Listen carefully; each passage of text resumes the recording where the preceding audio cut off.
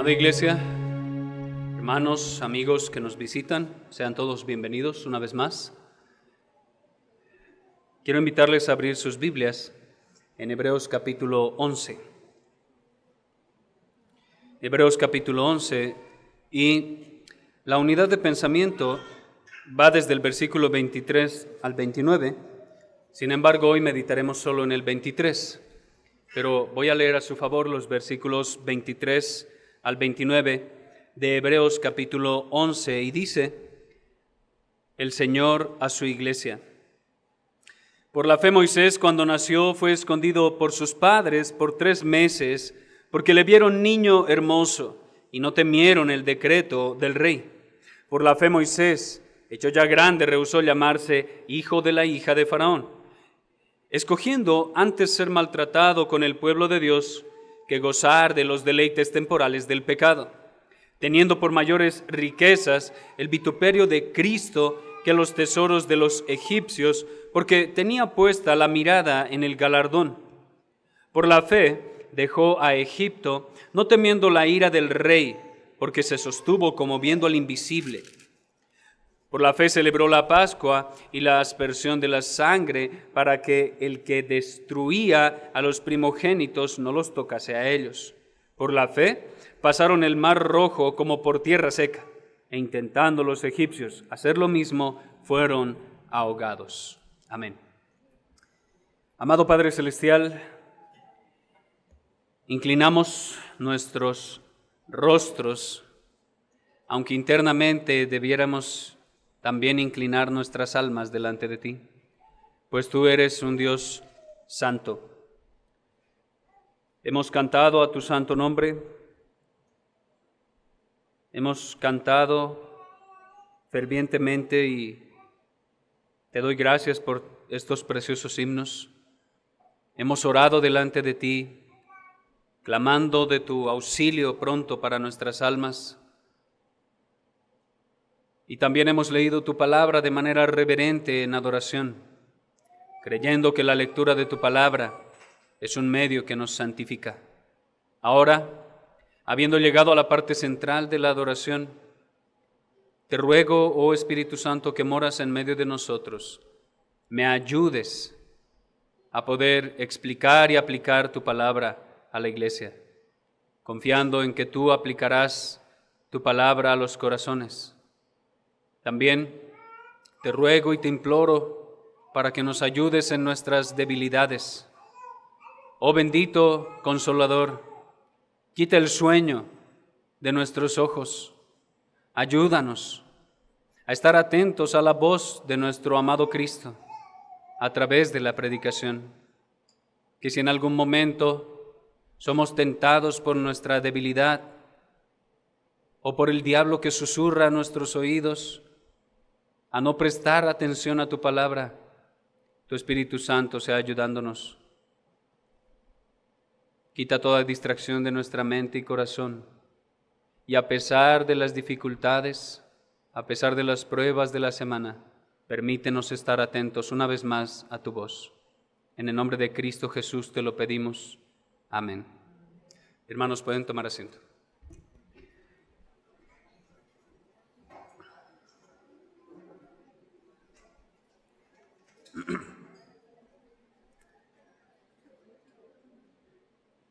Como les dije, aunque la unidad de pensamiento, es decir, esa parte de Hebreos 11 que nos habla de un solo tema, que es la fe de Moisés, va del versículo 23 al 29, hoy nos vamos a concentrar en el versículo 23.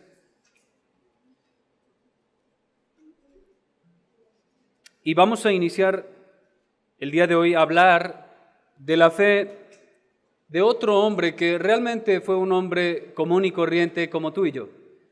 Un hombre débil, pero que fue receptor de una gran fe, de la fe que proviene de Dios para salvación, y que en el proceso de su vida lo santificó. Esa fe verdadera que lo hizo un héroe de la fe. Moisés es ahora el que ocupa la mente del autor de la carta a los Hebreos, pero también la atención de la audiencia original. Hay algo que dice R.C. Sproul acerca de esto y es lo siguiente. Él dijo, creo que no es una exageración decir que Moisés es el personaje principal de todo el Antiguo Testamento. Él dijo, creo que no es exagerar afirmar que Moisés es el hombre más importante de todo el Antiguo Testamento. John Owen dijo, si consideramos bien su persona y sus circunstancias, es decir, quién era él y qué es lo que le pasó, la obra a la que fue llamado, las pruebas por las cuales tuvo que pasar, las dificultades e incluso las tentaciones en las cuales él estuvo, con las que tuvo que luchar, la preocupación por la gloria de Dios que mantuvo toda su vida, la ilustre representación de la redención y la liberación de la iglesia del antiguo pacto, podemos ver en Moisés inequívocamente a Cristo. Podemos ver también en Moisés el éxito y victoria sobre toda oposición y nuevamente podemos ver a Cristo en él. Y como dice John Owen, Moisés es uno de los más elevados tipos y sombras de Cristo en el Antiguo Testamento. Es uno de los más elevados, es uno de los hombres más ilustres y de hecho, precisamente por eso, el autor de Hebreos se va a tomar varios versículos para hablarnos de su fe. Igual que con Abraham. Abraham es el padre de la fe. Moisés es el mediador del antiguo pacto. Por eso nos va a hablar ampliamente acerca de Moisés. Quiero ahora recordarles también, hermanos, que no estamos viendo la vida de cada uno de estos personajes de manera minuciosa. Estamos procurando centrarnos en lo que dice el autor de Hebreos acerca de ellos. Pero, de manera particular, al estudiar la fe de Moisés, el autor menciona primero la fe de sus padres. ¿Se dieron cuenta? El versículo 23 no es la fe de Moisés, menciona la fe de sus padres. Y dijo un autor acerca de esto: cuando Dios designa personas para una gran obra, da alguna indicación previa de ello, en o alrededor de su nacimiento, por alguna obra peculiar y advertencia divina propia. Así fue en el nacimiento de Sansón, por ejemplo. Así fue en el nacimiento de Samuel, el profeta y sacerdote del Antiguo Testamento. Así fue en el Nuevo Testamento con Juan el Bautista y con otros muchos hombres. Su nacimiento involucró algo particular y peculiar. Y así fue también en el nacimiento y preservación de la vida del hombre del cual vamos a hablar el día de hoy, Moisés. He titulado a este sermón, La fe en tiempos difíciles. La fe en tiempos difíciles. Y quiero que veamos tres cosas. Número uno, veremos el tiempo de la dificultad. Número uno, el tiempo de la dificultad. Número dos, vamos a ver el acto de fe. Y número tres, vamos a ver los motivos de su fe. Tres cosas: el tiempo, el acto y los motivos. Veamos en primer lugar el tiempo de dificultad. El tiempo de dificultad. Dice nuestro autor, versículo 23 en su parte A, por la fe Moisés cuando nació. Y eso nos da tiempo. Cuando nació. Quiere llevar nuestras mentes al relato que encontramos en Éxodo capítulo 2 acerca de Moisés. Y como nosotros no somos judíos y no conocemos de memoria la vida de Moisés, pues vamos a ver de manera breve algo de ese contexto. Un breve contexto antes del nacimiento de Moisés. Recuerden, al terminar el libro de Génesis, que es el primer libro de las Escrituras, vimos el relato de la muerte de Jacob y la muerte de José. ¿Recuerdan? José es muerto en tierra de Egipto y Génesis termina así, con la muerte de dos hombres grandiosos, Jacob o Israel y José, en tierra de Egipto. En ese momento en el cual ellos mueren, Faraón era amigo del pueblo de Israel o de la familia de Jacob. eran amigos de ellos, porque José era la segunda persona más importante en todo Egipto debido a su sabiduría en la provisión y cuidado de Egipto y de muchos otros pueblos. Debido a eso, Faraón y la familia de Jacob eran amigos, pero cuando muere y sube al trono otro faraón, todo cambia para el pueblo o para la familia de Jacob. R.C. Sproul, hablando de esto, dijo que Faraón impuso 4 formas distintas de opresión sobre estos hebreos extranjeros. Impuso 4 formas de opresión sobre ellos. La primera es que el faraón nombra capataces para que vigilen a los siervos de Egipto, a sus siervos en Egipto. Y este es el primer paso dentro de un programa sistemático para esclavizar al pueblo de Israel. Lo primero que hace es nombrar capataces, vigilantes, que no les permitan hacer lo que ellos quieren hacer. Número 2, el segundo paso de esta opresión es que el faraón intensifica los términos de la opresión. Los capataces deben hacer que el pueblo trabaje más. Y ay de aquel que se oponga al trabajo. Primero nombra capataces y luego los pone a trabajar más duro. Quienes se encargan de hacer cumplir eso fueron sus capataces. Aunque providencialmente y paradójicamente, mientras más oprimidos eran los del pueblo, más crecían, paradójicamente. La tercera fase de esta opresión es que Faraón instaura que las parteras deben matar a todos los niños varones en medio de la familia de Jacob que iban naciendo. Sin embargo, por la gracia del Señor, estas mujeres tienen más miedo, más temor de Dios que de Faraón, así que deciden no obedecer a Faraón. La cuarta fase de esta opresión sistemática es que el faraón ordena a todos los egipcios que se aseguren que todo bebé varón sea asesinado. Las parteras no hicieron su trabajo, entonces los hombres de Egipto, los que aborrecen a esta familia que se está haciendo más grande cada vez, deben matar a sus hijos. Hermanos, podríamos decir que en la historia este es el primer holocausto. Es la primera vez que se realiza la destrucción sistemática de un pueblo por las órdenes de un hombre. Sin embargo, este hombre no pudo destruir a esta familia y sus descendientes, porque era Dios quien los estaba preservando, porque Dios es su Dios y ellos son su pueblo. Así que, amados hermanos, este es el contexto en el que va a nacer Moisés. Opresión, esclavitud, trabajos forzados, pero para acabar de ajustar están matando a todos los niños que nacen varones.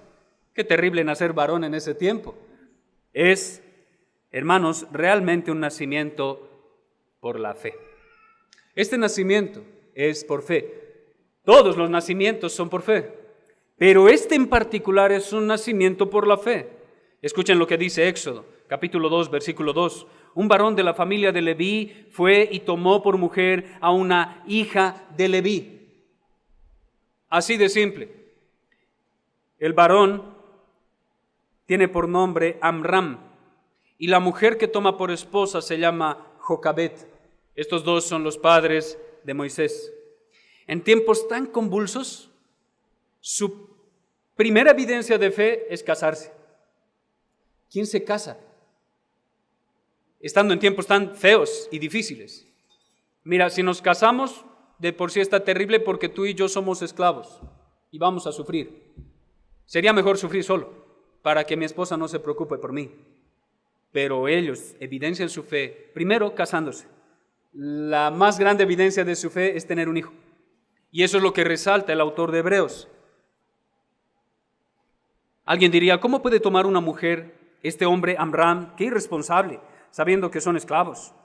¿Acaso no les parece lo peor que puede hacer alguien en medio de semejante situación? ¿Acaso no es peligroso o incluso irresponsable tomar a una mujer por esposa en tiempos donde impera el maltrato en contra de su pueblo? ¿No es eso algo irresponsable? ¿No es este levita un desconsiderado que no piensa que posiblemente hará sufrir a esta mujer cuando lo maten como esclavo y se tenga que quedar sola y viuda? Y peor aún, si tienen un hijo y es varón, lo van a matar. ¡Qué irresponsables! Bueno, la Biblia llama a eso fe. Así que este levita tomó por mujer a una de su misma tribu y se unen en matrimonio. Y Éxodo capítulo 2, versículo 2, es la cita directa que el autor de Hebreos toma, que dice: la que concibió y dio a luz un hijo. Hermanos, en por la fe, Moisés realmente es pasivo. En esta parte de su relato, él es pasivo.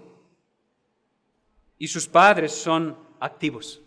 La fe de sus padres está activa. Moisés recibe la bendición de la fe de sus padres, no para salvación, pero sí para la preservación de su vida. Porque no es salvo por la fe de sus padres. Y nadie es salvo por la fe de sus padres. Pero providencialmente la fe hace que nazca en un hogar piadoso un niño para ser bendecido por la fe de los padres de él. Una fe que preserva y en algún momento Dios le va a llamar a salvación. Y eso es lo que vamos a ver más adelante en su historia. Por ahora es la fe de sus padres. Ahora, amados hermanos, quiero dar algunas aplicaciones de esto. Primero, debemos entender, hermanos, que todo nacimiento es por la fe.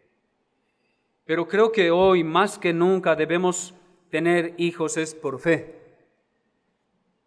Creo que nuestro tiempo se asemeja mucho a esos tiempos, en muchas cosas.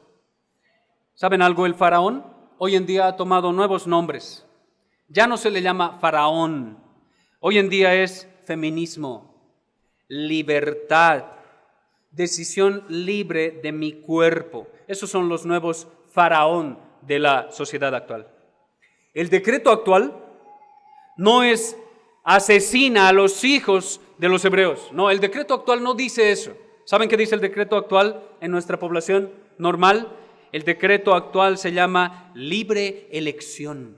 El decreto actual se llama interrupción legal del embarazo. Nosotros, como creyentes, llamamos a eso asesinato. Un asesinato agravado que merece también la muerte de aquel que lo hace. Pero por la gracia de Dios, al igual que en ese tiempo, creo también que hay parteras con el temor del Señor. Sí, hay parteras que incluso ni siquiera son cristianos, que se oponen rotundamente al asesinato de bebés. Pero también hay padres piadosos, cristianos, hoy en día que van en contra del mundo, que quiere matar a los bebés, teniendo bebés por fe. Sí, el mundo te dice no tengas hijos. Y aquel que tenga hijos lo hace por fe. En segundo lugar, sí, amados hermanos, sí, la iglesia es y debe ser el lugar de refugio de los más indefensos. La iglesia debe ser como las parteras con temor del Señor, cuidando y preservando a los pequeños. La iglesia debe ser como los padres de Moisés, que a pesar de los tiempos difíciles tuvieron bebés. Recuerden, eran esclavos, sin buena economía, sin propiedad o posesiones, sin comodidades, como tú y como yo. Pero Moisés fue su segundo bebé. Moisés no era su primer bebé. Moisés era otro de sus bebés. Iglesia, amada iglesia, estamos tan engañados por el mundo. Y aún muchos de nosotros somos tan incrédulos que nos hemos creído las mentiras del diablo y del mundo. Muchos de nosotros. Y en medio de nosotros están y estamos engañados. Porque es más fácil tener una mascota, ¿cierto? Es más fácil tener un perro, un gato, un hámster. Hasta víboras tienen de mascota. Y es más fácil sostener ese tipo de mascotas.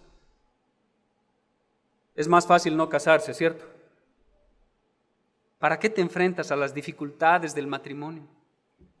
¿Para qué te vas a hacer esposa de un esposo que puede hacer cosas en contra tuya? ¿Para qué hacerte esposo de una esposa que ni siquiera va a hacer lo que tú quieres que haga? Es mejor no tener hijos, ¿cierto? Porque no hay economía, ¿verdad? Es mejor no tener hijos. Porque ¿con qué los vas a sostener? La comida está cara, la escuela está cara, todo está caro. ¿Para qué tener hijos? ¿Verdad?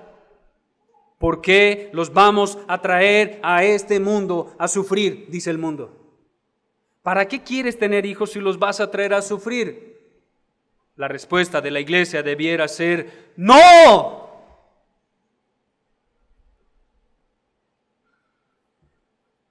No me voy a dejar engañar. Porque es que yo inicié mi vida cristiana por fe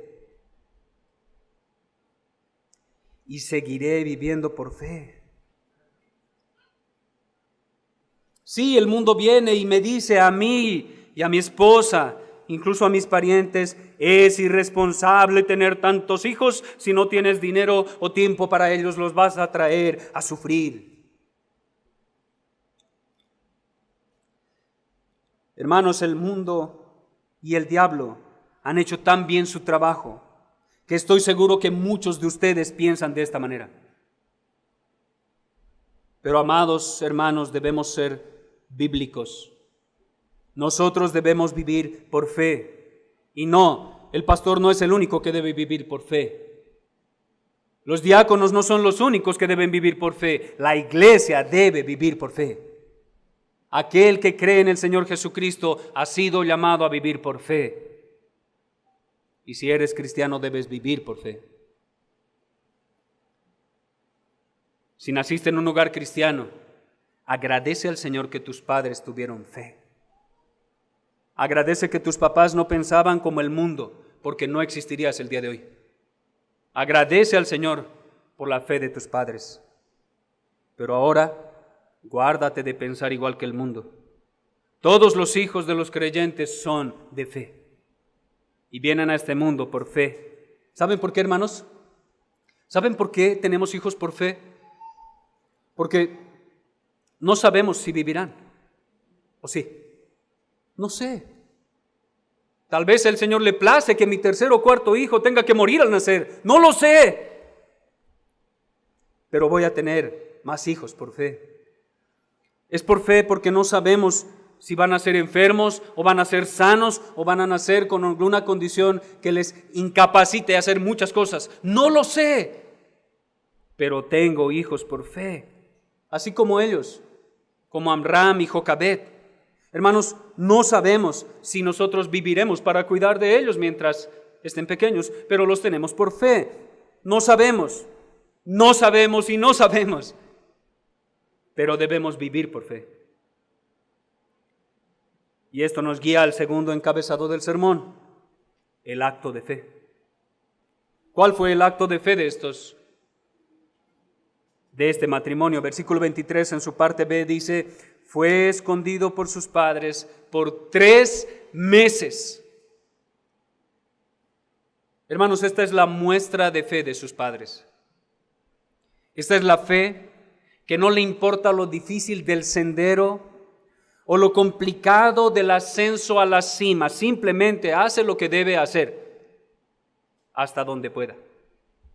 Hace lo que debe hacer hasta donde el Señor lo permita.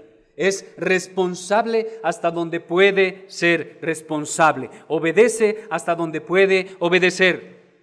Hermanos, la vida como padres, la vida como creyentes, la vida que tenemos nosotros, no se trata de una autogratificación y no se trata de una autopreservación. No, Dios es el que nos preserva y Dios es el que nos va a glorificar. Hermanos, no se trata de autoglorificarnos, autogratificarnos o autopreservarnos por miedo a los hombres. Se trata de temer a Dios y hacer por fe lo que debemos hacer. De eso se trata nuestra vida, tener temor de Dios y por fe hacer lo que Dios quiere que haga. Ahora, hay dos cosas que dice John Owen que evidenciaron la fe en este pequeño relato. Él dice, número 1, ocultaron su nacimiento tanto como pudieron. Llegaron al extremo de intentar protegerlo, tanto como pudieron, y no dejaron que se supiera que nació un niño varón en su familia. Intentaron con todas sus fuerzas esconderlo. La segunda evidencia, dice John Owen, es que no lo mantuvieron en el lugar habitual donde se desechaban a los niños, sino que lo escondieron en algún lugar secreto de su casa. Había una parte en la cual ellos pudieron esconderlo, no estaba visible para los demás. ¿Se imaginan, hermanos, buscando egipcios por las calles, matar a niños hebreos y que de repente tu bebé empiece a llorar porque tiene hambre? ¿Qué haces? Está sucio y empieza a llorar. O no tiene alimento porque recuerden, son esclavos. Y empieza a llorar. Yo no imagino la desesperación que tuvieron en esos 3 meses, escondiéndolo, procurando que no llore.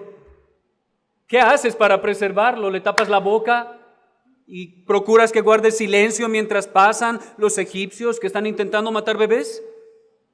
Yo no imagino la desesperación, pero esos 3 largos meses, que seguramente fueron una eternidad al tener que cuidar a ese bebé, pienso que al mismo tiempo fue como un segundo en los corazones de estos padres, porque a los 3 meses tuvieron que dejarlo ir. Hermanos, la ley había sido aprobada. El estatuto del faraón estaba en rigor. Todo niño que sea engendrado debe morir. Pero como dice en Hechos capítulo 7, versículo 20, fue criado 3 meses en la casa de su padre. Fue criado 3 meses seguro mientras Dios lo guardaba en la casa de su padre. Hermanos, al hacer esto, no solamente la vida del bebé Moisés estaba en riesgo, sino también la vida de sus propios padres estaba en riesgo. Pero la fe ayuda a confiar en medio de las adversidades, en medio de las dificultades, y lleva a los que la tienen a hacer aquello que el resto diría que es imposible. No solo a tener bebés, sino a cuidar su vida. Ocultar un niño implicaría rebelión en contra de Faraón, así que también Amram y Jocabed estaban en peligro de muerte. Hermanos, yo no sé cómo lean las Escrituras, yo espero que la lean intentando vivir lo que nuestros antepasados en la fe vivieron, pero este acto es una fe increíble. ¡Qué acto de fe tan impresionante! Esto es mucho más asombroso que mirar una película fantasiosa donde hay un héroe. No, esto es mucho más increíble, porque es la vida real. Hermano, ¿tú qué harías en su lugar? Piénsalo. ¿Qué harías tú en lugar de Amram y Jocabed? Hermano, ¿qué harías si tú fueras Amram? ¿Tomarías por esposa a una mujer esclava? Y además de eso, ¿tuvieras hijos en ese contexto? Yo creo que no. Hermana, si fueras Jocabed, ¿aceptarías casarte con un esclavo? Que no te va a dar dicha y gozo, ni felicidad, y tal vez ni a la playa te lleve de luna de miel, porque no puedes salir de Egipto. ¿Aceptarías casarte con un hombre en esa situación? Más aún, ¿aceptarías quedar en embarazo de él? No tiene dinero, la casa que tiene es la casa de los egipcios, no te va a poder sostener de todo lo necesario. ¿No le dirías más bien, espérate, qué tal si planificamos un tiempo y esperamos a que el Señor liberte a nuestro pueblo y cuando lleguemos a Canaán nos embarazamos de Moisés? ¿Piensan, hermanos? Solo piénsenlo. ¿Se imaginan que nuestros antepasados en la fe pensaran como nosotros actualmente pensamos? ¡Qué vergüenza! Para el Evangelio, para Cristo, para Dios. Moisés no hubiera nacido. Si pensaran como nosotros pensamos hoy en la actualidad. Por eso les digo, qué acto de fe tan increíble. Si el mundo, el diablo o el mismo gobierno pide la vida de tus hijos, pregunto yo, amado hermano, ¿los entregarás o los esconderás de los que los quieren matar? Porque ellos no los quieren para acariciarlos, los quieren para matarlos. ¿Saben algo? Creo que muchos de nosotros no nos damos cuenta de esto, pero el príncipe de las tinieblas ha pedido la cabeza de nuestros pequeños. ¿Y saben algo? Lastimosamente, mucha parte de la cristiandad han entregado a sus hijos en bandeja de plata en las garras de Satanás. Sí, muchos que dicen ser cristianos los dejan ahí, a merced de lo que quiera hacer el diablo con ellos. Y nosotros, muchas veces en vez de esconderlos seguros, y no estoy hablando de sobreprotección, pero en vez de esconderlos seguros, los hemos entregado a Satanás, los hemos entregado al mundo para que sean muertos por ellos. Sí, mis amados hermanos, hoy en día no hay decreto de matar niños físicamente en un sentido. No hay un decreto, pero sí es legal. No hay un decreto que exija matar niños, pero hay un decreto que dice, es legal terminar la vida de un ser humano mientras tanto esté en el vientre de una mujer. Es legal y puedes hacerlo.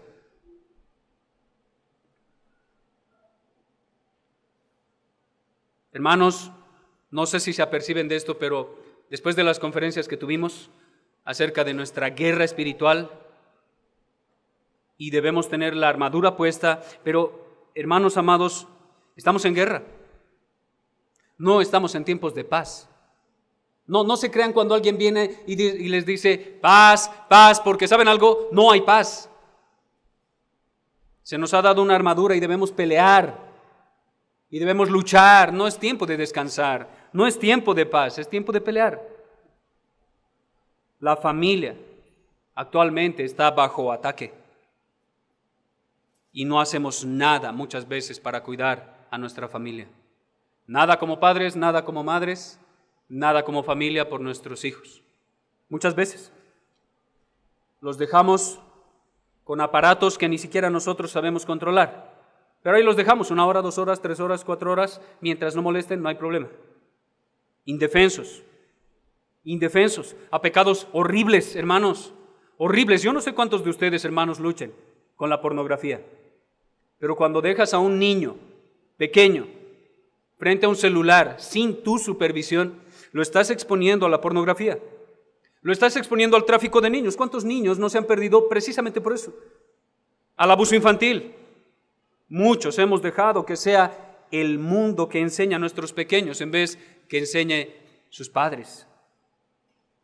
Y creemos que buscamos su bien. No buscamos su bien si los dejamos a merced del mundo.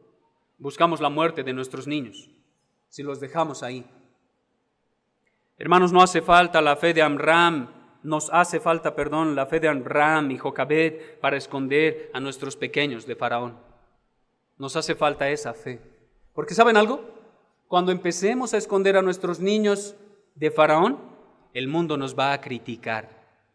Tu familia te va a criticar.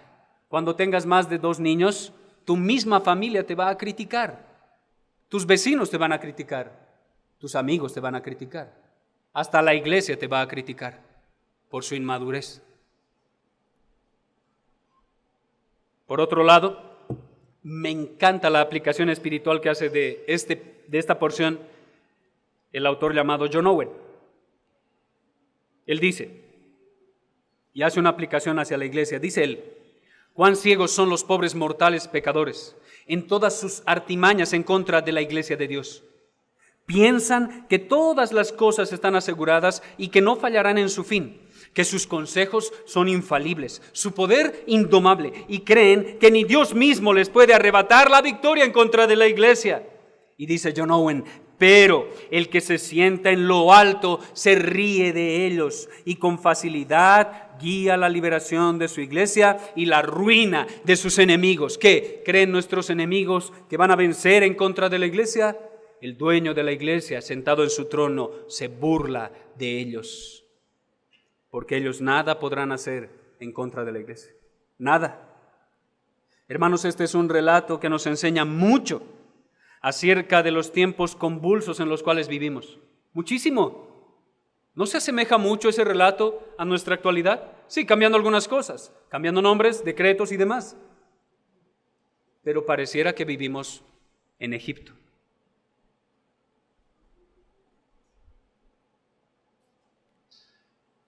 Hermanos, cuando nuestros gobernantes mandan lo que va en contra de Dios, debemos obedecer a Dios antes que a los hombres. Incluso si esto implica ocultarles la verdad o incluso la desobediencia civil pacífica. Porque es mejor obedecer a Dios antes que a los hombres. Hermanos, debemos hacer uso de todo medio lícito que esté a nuestro alcance para preservar la vida de los nuestros. Todo medio lícito, y confiar en que el Señor los va a guardar.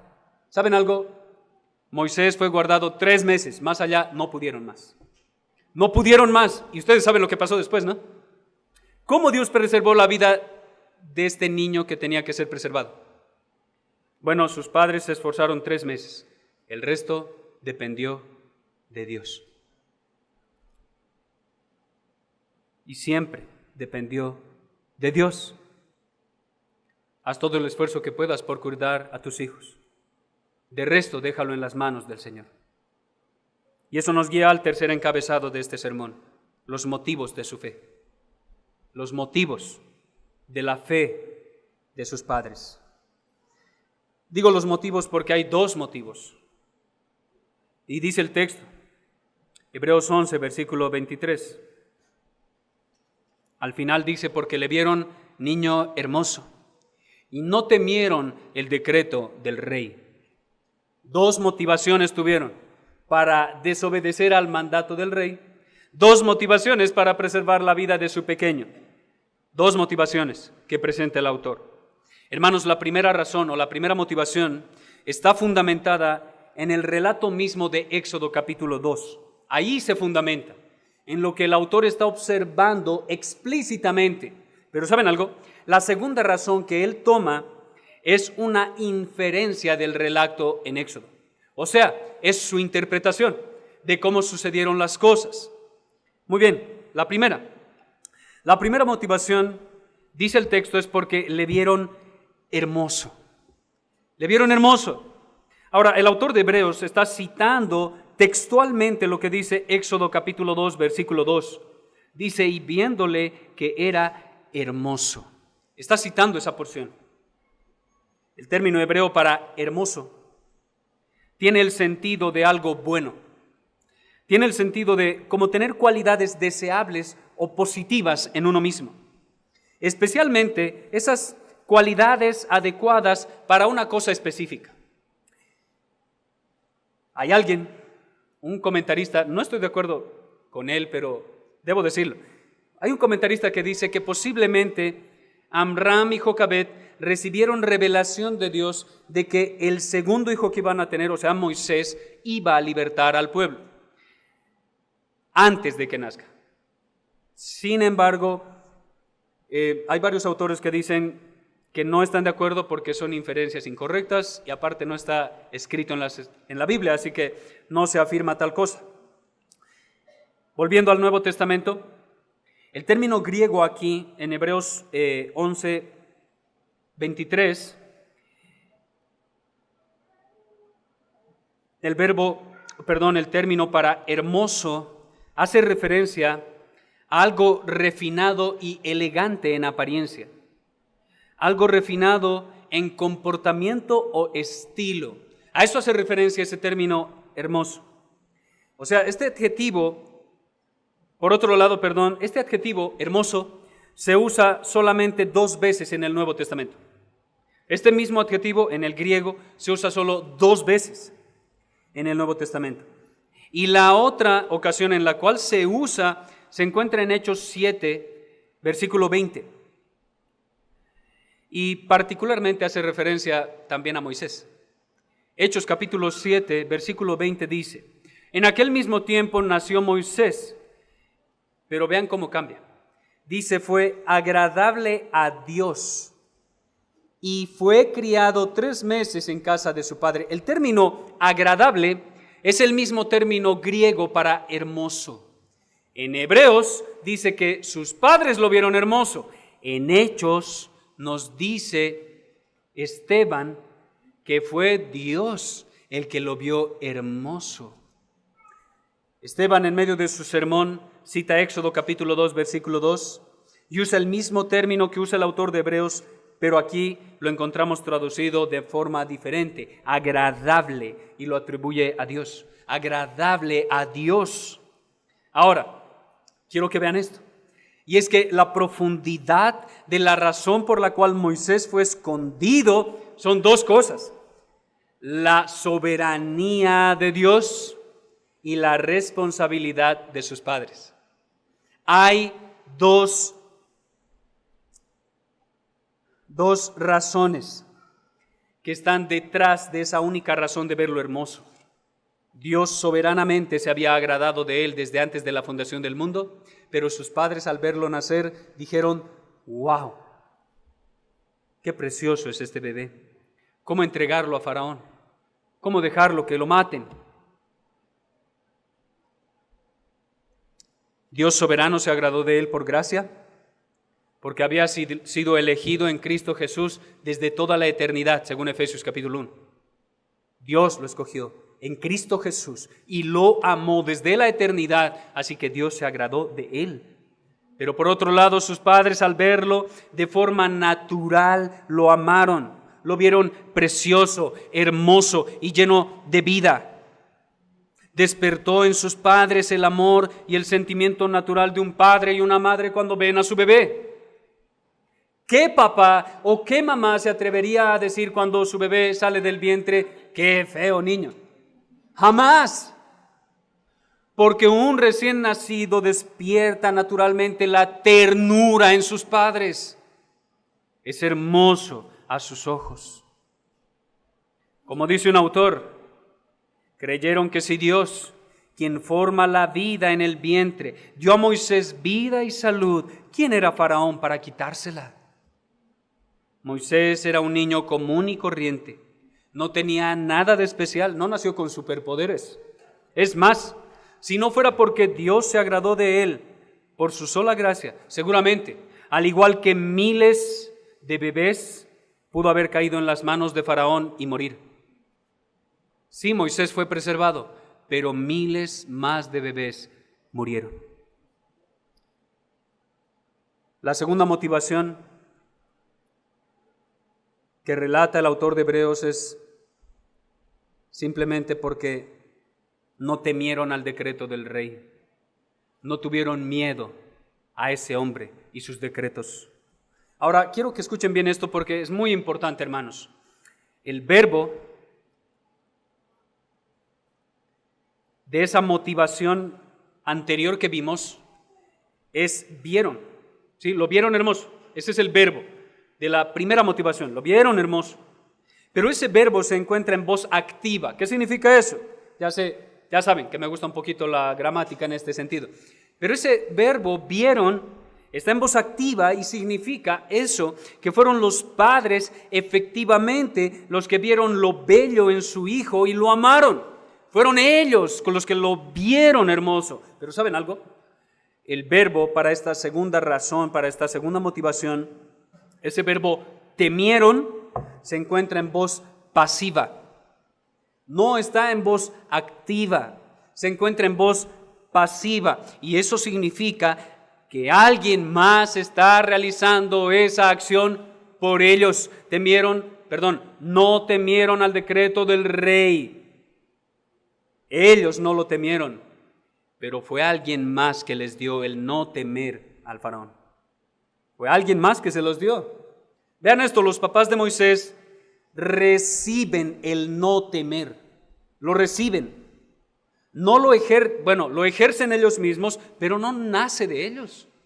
El ver hermoso a su niño sí nace de ellos, pero el no temer al decreto de Faraón no surge naturalmente de ellos. De hecho, yo creo que es todo lo contrario.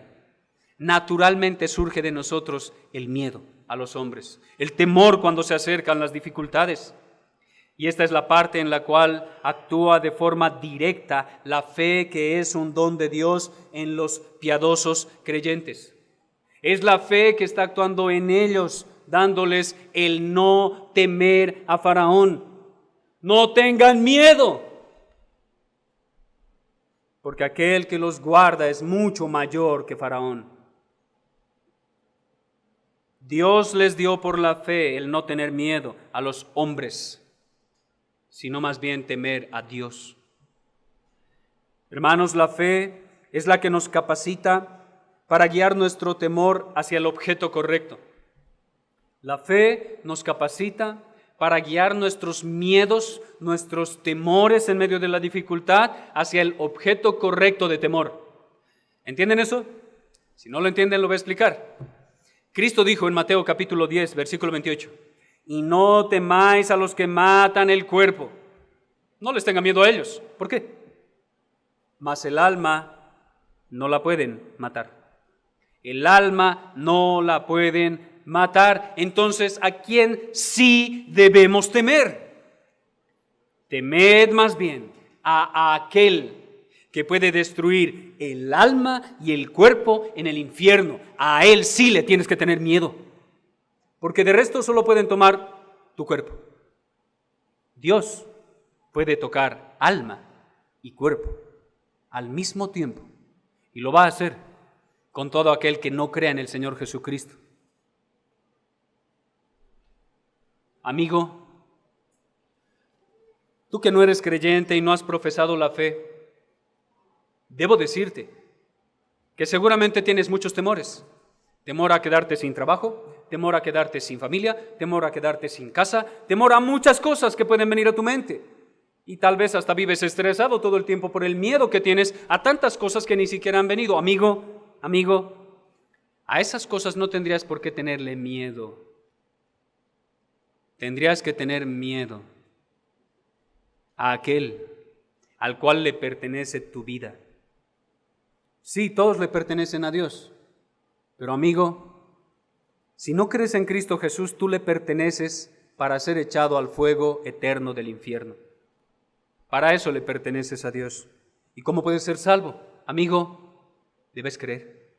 Solo debes creer. ¿En quién? Creer en el Señor Jesucristo, verdadero Dios y verdadero hombre. Aquel que siendo Dios no estimó el ser igual a Dios como cosa a que aferrarse, sino que se despojó de su trono de gloria y vino a la humillación de este mundo para morir por pecadores como tú y como yo. Amigo, debes creer en Jesús.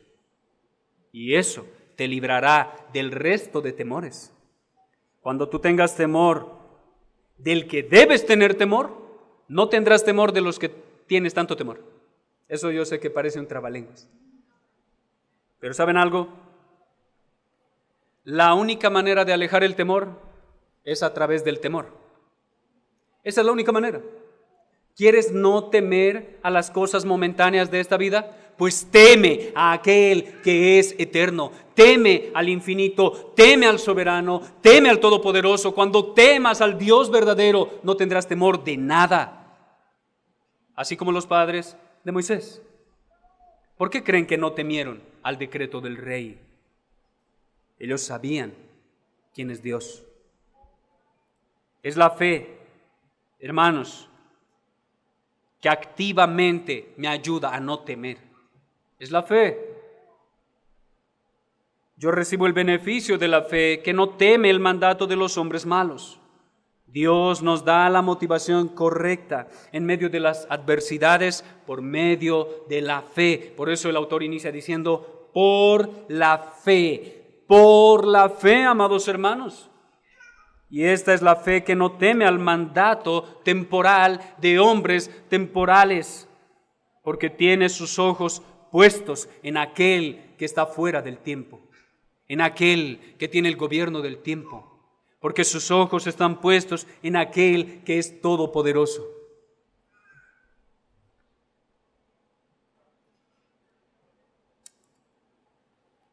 ¿Y cómo vemos nosotros, como cristianos, en el relato de Moisés al Señor Jesucristo? Porque esa es la parte más importante aquí. Moisés, yo les dije anteriormente, y ahora quiero explicarlo, Moisés es uno de los más elevados tipos de Cristo. Por sus circunstancias, por su vida y por muchas cosas que pasó. Moisés es un tipo de Cristo. ¿Por qué? Por lo menos en esta parte inicial de su vida, de la misma manera como el faraón procuró la muerte de los niños varones del pueblo de Dios, tratando de impedir que estos llegaran a ser fuertes como para liberarse de su yugo opresor. Cuando el Señor Jesucristo nació en Belén de Judea, el malvado rey Herodes también decretó la muerte de todos los niños varones de Belén. Sí, un nuevo Moisés había nacido, y ese nuevo Moisés será preservado por sus padres y por Dios. Ese nuevo Moisés se llama Jesús. Sí, también será perseguido, será aborrecido, será odiado, incluso por los de su mismo pueblo y nación. Pero un nuevo Moisés nació. Y aunque muchos persigan su vida solo terminará el día que fue planeado. No cuando fue niño, no en su adolescencia, sino cuando estuviera maduro y hubiese predicado el Evangelio y muera en una cruz en el Calvario. Por eso, Moisés es un tipo de Cristo.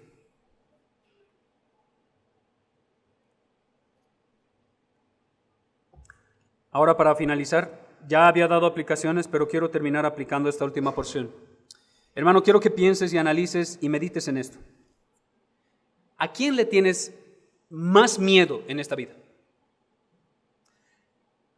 ¿Qué es lo que te provoca temor inmediato cuando surge? ¿La enfermedad? ¿La falta de trabajo? ¿La escasez económica? ¿Qué es aquello, como dicen coloquialmente, te mueve el tapete? ¿Cierto?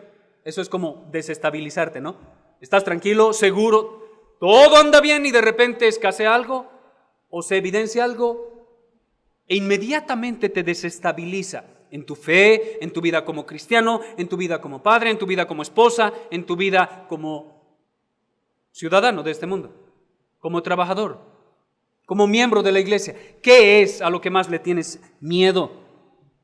¿Qué es lo que provoca temor y te desestabiliza? Piensa en eso. Y respóndelo en tu casa y medita en esto. ¿A quién tienes más temor? ¿A la creación o al Creador? La Biblia quiere que tengas temor no de la creación, sino del Creador. Las Escrituras no quieren que tengas miedo de la muerte, de la enfermedad, de la pobreza. De hecho, leía en semana a un autor que decía que la pobreza es una virtud leprosa, es una bienaventuranza leprosa. ¿Saben por qué? Porque la pobreza nos lleva a crecer mucho más en santidad. Lastimosamente, cuando estás en pobreza nadie quiere acercarse a ti. Hermano, ¿a qué le tienes más miedo?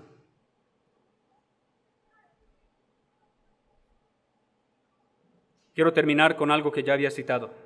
Lucas capítulo 12, versículos 4 al 7 dice: Mas os digo, amigos míos, no temáis a los que matan el cuerpo, y después nada pueden hacer. Pero os enseñaré a quién debéis temer, amada iglesia. Cristo te está hablando y Cristo te dice: te voy a enseñar a quién sí le debes tener miedo. Temed a aquel que después de haber quitado la vida, tiene el poder de echar en el infierno. Sí, dijo el Señor Jesucristo, sí os digo a este, temed. ¿No se venden 5 pajarillos por 2 cuartos, hermanos? ¿No es acaso un pajarillo más barato que tu vida? Sí, es muy barato. Con todo, dice el Señor Jesucristo, ni uno de ellos está olvidado delante de Dios. Ninguno de los pajarillos que son más baratos que tú. Pues aún los cabellos de vuestra cabeza están todos contados. Así que, amado hermano, cuando llegue la turbación de alma, cuando aparentemente todo es tempestad, cuando aparentemente el sol se ha escondido, dice Cristo, no temáis, más valéis vosotros que muchos pajarillos. Hermanos, si realmente no quieres tener temor de los tiempos difíciles, debes primero ejercitar tu temor de Dios. Ejercita tu temor de Dios. Ve a las Escrituras y mira al Omnipotente, mira al Omnisciente. Mi amado hermano, antes de caer en pecado, recuerda, Dios te ve donde quiera que estés. Y antes de tener temor a las consecuencias que vendrán, debes tener temor de Dios. Ejercita tu temor de Dios. Porque la forma bíblica de alejar el temor, mi amado hermano, no es la psicología. No es psicología. No son sesiones con mi psicólogo particular. No, eso no va a alejar el temor porque va a volver. Y tampoco las frases motivacionales de muchos que dicen ser cristianos. No. Eso de tú puedes no es cierto. No, tú no puedes. Pero hay alguien superior a ti, en ti. Él sí puede. Mi amado hermano, esas frases motivacionales que te dicen, adelante, que tu vida va a ser exitosa y vas a triunfar, no es cierto. Porque ¿quién sabe si tú vas a triunfar? ¿Qué tal si el Señor te quiere pobre para alejarte de las vanidades de esta vida? Mi amado hermano, no intentes alejar el temor. Más bien, corre en temor a aquel al cual debes tener temor. Mi hermano amado, no intentes alejar el temor de ti, redirige tu temor. No tengas temor del hombre, sino de Dios, pues solo el temor puede alejar al temor. Solo el temor puede alejar el temor. Oremos. Amado Padre Celestial, quiero agradecerte por esta porción de tu palabra, que ha sido para mí muy confrontante en mi vida como cristiano. Pero también te agradezco porque has reavivado en mí un deseo ferviente de tener temor de ti, no de los hombres, sino de ti. Oh amado Dios, te ruego que como iglesia nos ayudes a crecer en temor de ti, no de los hombres, porque los hombres solo podrían tocar nuestro cuerpo, pero tú, Dios, tienes el poder soberano y omnipotente de tocar alma y cuerpo. Oh buen Dios, permítenos crecer en temor de ti, y que teniendo temor de ti, el resto de temores sean alejados de nuestra vida. Permítenos crecer en esta elevada bendición. Y te lo pedimos en el nombre de Cristo Jesús. Amén.